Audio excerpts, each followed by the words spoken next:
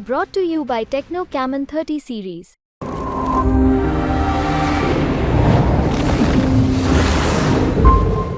अब अलग बात है, हम लोग भी घूम रहे हैं तो बहुत तरह की बातें आ रही है। 45 डिग्री सेल्सियस में, 46 डिग्री सेल्सियस में, तो वो काम अपना चल रहा है।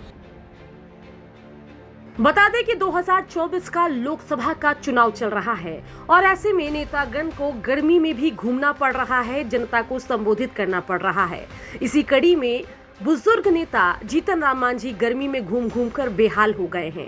दरअसल जीतन राम मांझी से जब पूछा गया कि गर्मी से छात्र परेशान हैं और के पाठक छात्रों को गर्मी की छुट्टी नहीं दे रहे हैं, तो इस बात पर जवाब देते हुए जीतन राम मांझी ने अपनी आप बीती भी सुना दी और बता दिया कि हाँ, एक तरफ तो छात्र परेशान हैं, दूसरी तरफ वो भी गर्मी में घूम घूम कर परेशान हो गए हैं।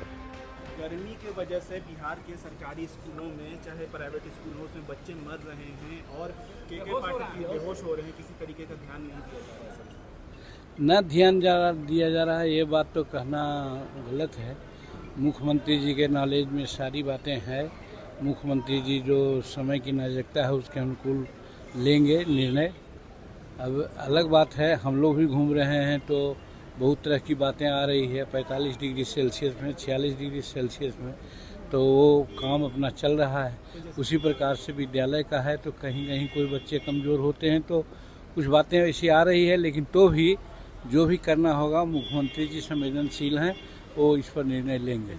इसके अलावा जीतन राम मांझी तेजस्वी यादव पर भी हमलावर दिखे। तेजस्वी यादव कह रहे हैं कि बिहार में ब्यूरोक्रेसी आ गई है, अफसरशाही बढ़ गई है, नीतीश कुमार के हाथ में कुछ नहीं रह गया है। वो जब 17 महीना वो थे तो उस समय सब कुछ था, अब सब खत्म हो गया।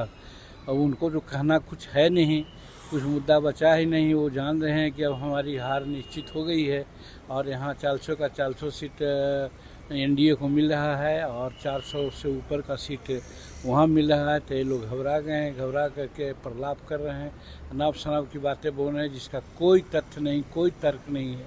आरा में आरके सिंह के काफिले पे हमला किया गया है, सब कैसे देखते हैं इसको? यही तो आप जोड़ सकते हैं। फ्रस्ट्रेशन में वो लोग, आरा में हो गया, सारण में हो गया, आपने दरभंगा में देखा, सारी बातें हो रही है। वो लोग अब समझ गए कि हमारी हार है, तो अपना नेचर के अनुसार वो लोग अपना काम कर रहे हैं जो लॉ एंड ऑर्डर के खिलाफ है।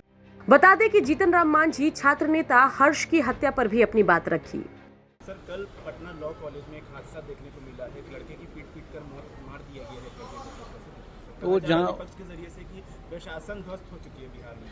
नहीं, इस प्रकार की घटनाएं और भी घटी। हमारे गया वजीगंज में भी बातें हुई है, त्वरित एक्शन हुआ है, कार्रवाई हो रही है। उसी प्रकार से यहाँ कुछ बातें हुई होगी तो जरूर SIT का जांच होगा या फिर त्वरित कार्रवाई करके जो इसके लिए जिम्मेदार हैं उनको कार्रवाई की जाएगी। कल योगी जी आए थे, तेजस्वी यादव कह रहे हैं कि वो नॉर्थ कोरिया के किम जोंग की तरह हैं। अब कहा तो क्या नाप शनाप बात वो लोग बोल रहे हैं, उन लोगों को तो कुछ बोलना है नहीं, तर्क तो है नहीं, तो इसी तरह की बातें बोलेंगे। बढ़ती गर्मी के बीच एक तरफ तो छात्र के पाठक के गर्मी छुट्टी नहीं देने की वजह से एक तरफ तो स्कूल जाने को मजबूर हैं, दूसरी तरफ नेताओं को भी गर्मी को इग्नोर करके चुनाव में जनसभा करना पड़ रहा है। आम आदमी भी गर्मी से परेशान है। देखना होगा कि आगे चलकर जब 4 जून को नतीजे आएंगे तो राजनीतिक मौसम में क्या कुछ तब्दीली आएगी। दूसरी तरफ जनता भी मौसम में तब्दीली का इंतजार कर रही है। पटना से शुभम निराला की रिपोर्ट आप देख रहे थे।